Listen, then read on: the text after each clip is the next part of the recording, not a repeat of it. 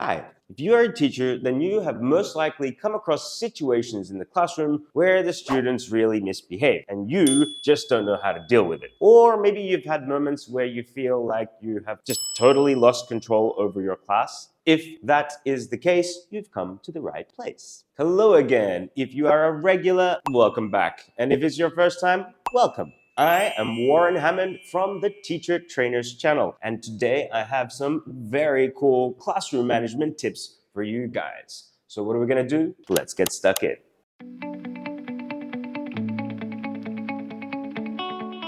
When it comes to students misbehaving in class, there are many various reasons why these things happen. And each situation requires different reactions or solutions from the teacher. Now, the way we deal with each is rather important, as it will either prevent it from happening again once and for all, or it will lead to that student doing the same thing again. This is and can be very frustrating for new teachers and experienced teachers alike. So, how can we discipline our students correctly? Let's find out. The key is giving a logical consequence. But before that, let's talk a little bit more about some do's and don'ts. Number one, never yell at your student. Yes, we all feel like we've reached our limit at some point and just want to explode and release our anger and frustration. But yelling will only tell your class that you don't know how to deal with the situation, and also that you're just not in charge anymore. It is also a terrible example for your students, and they might well do exactly the same thing next time when they get angry. It is often best to really calm ourselves down first and then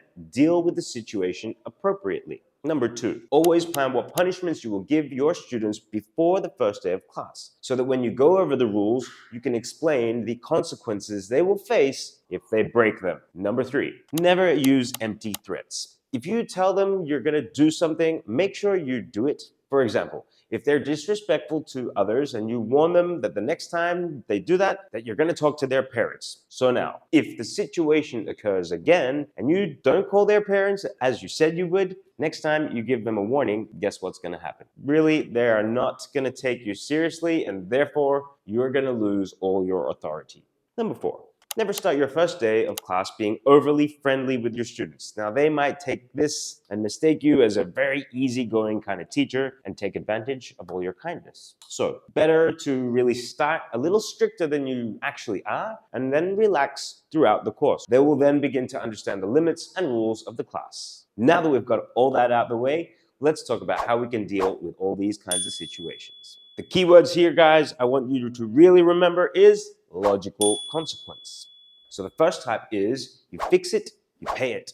This is a type of action that makes the student deal with his or her actions all by themselves. Here's an example. If one student throws a piece of paper at another student, something silly like this, he or she is going to have to stand up, pick up that paper, say sorry, and then also when the class is finished, that student's going to have to stay back, maybe tidy up the whole class since they're throwing papers around. Or if a student keeps talking during class and doesn't finish his or her work, that student will have to stay back during break time and finish it.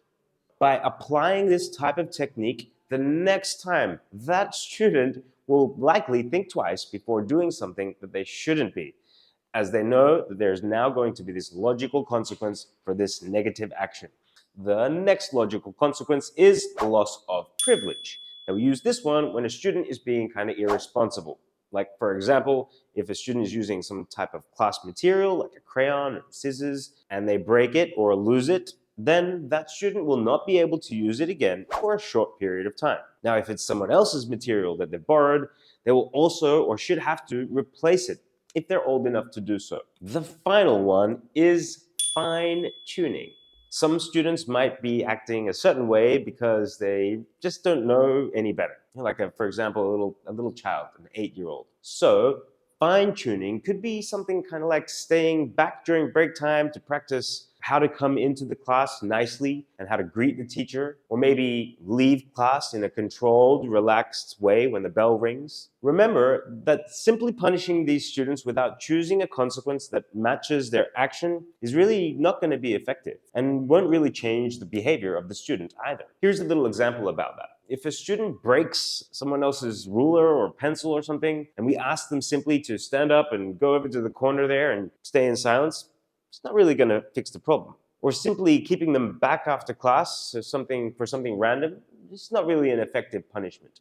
So remember this idea of logical consequences, as it is really one of the most important parts about classroom management, which, by the way, we've already made plenty of videos about. You can check all those videos out on our channel, and also check out our classroom management course, which is out on our Inspire website now and will really help you create an effective plan from day one. It's got lots of videos and resources there to help you master classroom management skills.